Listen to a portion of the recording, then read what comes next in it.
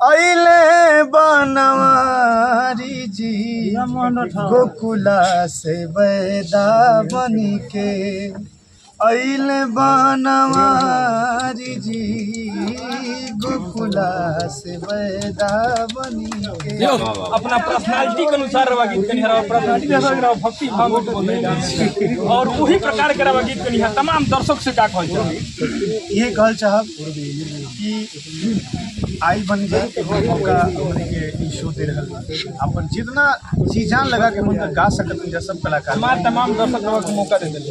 अब जज के बरौल के रवा का मिली और का ना मिली, लेकिन एगो चीज बा रवा अंदर जौन की बखूबी रवा निकली है, जौन भोजपुरी के ओरिजिनल पहचान होला वो पहचान के रवा निकली एगो गीत और हमरा खातिर निर्गुण सुनावत है। निर्गुण ना कुछ और अच्छा लाइट गाना चाहे जब सार पूर्वी सुनावत है, सबका डिमांड बा। उड़ती चिड़ैया से हो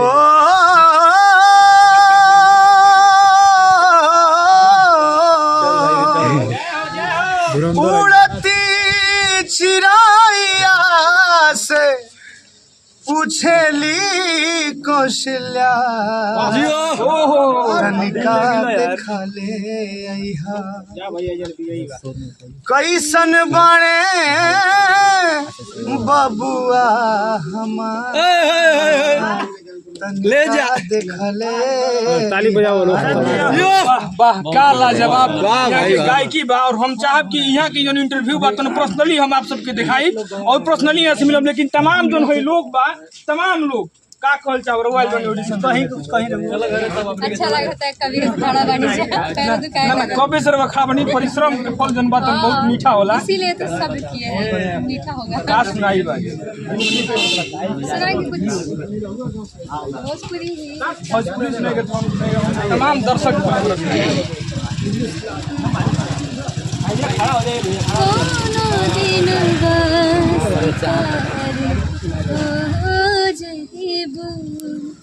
कोनो दिन शिकार हो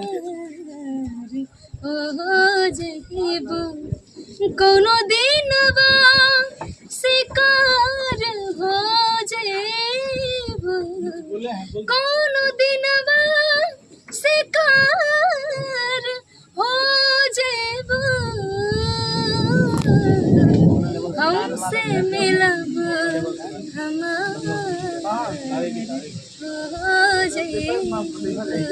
वाह यहाँ के जितना खूबसूरत बानी का नाम बोल रहे हो, कहाँ से आई बनी?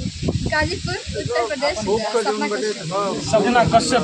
यहाँ के जितना खूबसूरत देखे बानी उतना खूबसूरत गावत नहीं, तो तमाम ऐसा के वीडियो और ऐसा के एपिसोड रवा से मिले के हम प्रयास करब। और जितना ही हुजूम रवा देख रहा बनी ये तमाम हुजूम आज आयल बा सिंगिंग सुपरस्टार के ऑडिशन देवे खातिर, तो फिर ऐसा के वीडियो और ऐसा के एपिसोड रवा से मिले के प्रयास करब। तब तक खातिर धन्यवाद।